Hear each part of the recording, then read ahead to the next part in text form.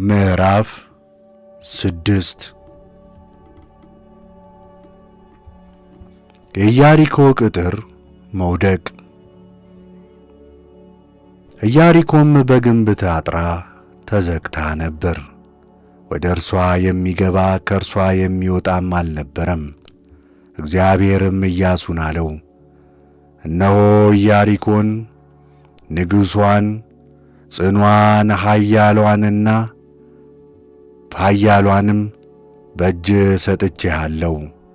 አንተም ተዋጊዎችን ሁሉ በዙሪያው አሰልፋቸው፣ ተዋጊዎቻችሁም ሁሉ በከተማይቱም ዙሪያ አንድ ጊዜ ይዙሩ። እንዲሁም 6 ቀን አድርጉ። 7 ካህናት 7 ቀንደ መለከት በታቦቱ ፊት ይያዝ። በሰባተኛውም ቀን ከተማይቱን 7 ጊዜ ዙሩ። ካህናቱም ቀንደ መለከቱን ይንፉ። ቀንደ መለከቱም ባለማቋረጥ ሲነፋ የመለከቱን ድምፅ ስትሰሙ ሕዝቡ ሁሉ ታላቅ ጩኸት ይጩህ። የከተማይቱም ቅጥር ይወድቃል። ሕዝቡም ሁሉ እያንዳንዱ ፊት ለፊት እየሮጠ ይገባበታል። የነዌም ልጅ ኢያሱ ካህናቱን ጠርቶ የቃል ኪዳኑን ታቦት ተሸከሙ፣ 7 ካህናት 7 ቀንደ መለከት ወስደው በእግዚአብሔር ታቦት ፊት ይሂዱ አላቸው።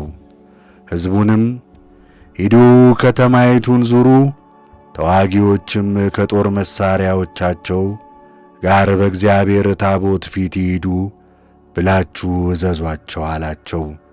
በእግዚአብሔርም ፊት ይሄዱ ዘንድ ኢያሱ እንደ ነገራቸው 7ቱ ካህናት የተቀደሱ 7ቱን ቀንደ መለከት ይዘው ሄዱ። በሄዱም ጊዜ አሰምተው በምልክት ነፉ። የእግዚአብሔርም የሕጉ ታቦት ትከተላቸውም ነበር። ሰልፈኞቹም ፊት ይሄዱ ነበር። ካህናቱም ነጋሪት ይመቱ ነበር። ከታቦት በኋላ ይከተሉ የነበሩትም ቀንደ መለከቱን እየነፉ ይሄዱ ነበር። ኢያሱም ሕዝቡን እንዳይጮኹ ማንም ድምፃቸውን እንዳይሰማ እንዲጮኹ እስኪያዛቸውም ድረስ ከአፋቸው ቃል እንዳያወጡ አዘዛቸው። የእግዚአብሔርም የቃል ኪዳን ታቦት ሄደች፣ ከተማይቱንም ዞረች፣ ወደ ሰፈር ተመልሳ በዚያ አደረች። ኢያሱም በማግስቱ ማለዳ ተነሣ። ካህናቱም የእግዚአብሔርን የሕጉን ታቦት ተሸክመው 7ቱም ካህናት 7ቱን ቀንደ መለከት ይዘው በእግዚአብሔር ታቦት ፊት ይሄዱ ነበር። ቀንደ መለከቱንም ይነፉ ነበር። ተዋጊዎችም በፊታቸው ይሄዱ ነበር። የቀሩትም ሕዝብ ከእግዚአብሔር የቃል ኪዳን ታቦት በኋላ ይሄዱ ነበር። ካህናቱም ቀንደ መለከቱን ይነፉ ነበር። በሁለተኛውም ቀን የቀረው ሕዝብ ሁሉ ከተማይቱን አንድ ጊዜ ዞረው ወደ ሰፈር ተመለሱ። 6 ቀንም እንዲሁ አደረጉ። በሰባተኛውም ቀን በነጋ ጊዜ ማልደው ተነሱ። እንደዚህም ከተማይቱን 7 ጊዜ ዞሩ። በዚያም ቀን ብቻ ከተማይቱን 7 ጊዜ ዞሩ። እንዲህም ሆነ፣ ከተማይቱን 7 ጊዜ በዞሩና ካህናቱ ቀንደ መለከቱን በነፉ ጊዜ ኢያሱ ለእስራኤል ልጆች አለ፣ እግዚአብሔር ከተማይቱን ሰጥቶአችኋልና ጩኹ።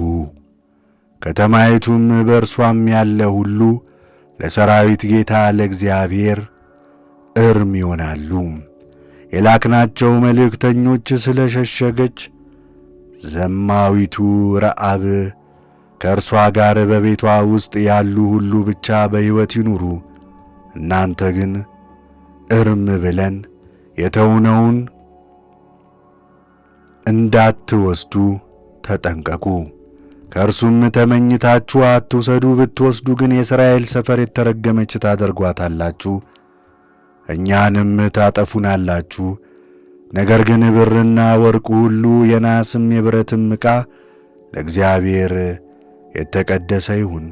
ወደ እግዚአብሔርም ግምጃ ቤት ይግባ። ሕዝቡም ጮኹ፣ ካህናቱም ቀንደ መለከቱን ነፉ። ሕዝቡም የቀንደ መለከቱን ድምፅ በሰሙ ጊዜ ታላቅ የሆነ ጩኸትን ጮኹ፣ ቅጥሩም ወደቀ። ሕዝቡም ሁሉ ወደ ከተማይቱ ገቡ። ሁሉም ወደ ፊታቸው ወደ ከተማይቱ ሮጡ፣ ከተማይቱንም እጅ አደረጉ። ኢያሱም ከተማዋን በከተማይቱ ውስጥ የነበሩትን ሁሉ ከወንድ እስከ ሴት ከሕፃን እስከ ሽማግሌ ከበሬ እስከ በግና እስከ አህያ በሰይፍ ስለት ፈጽሞ አጠፋ።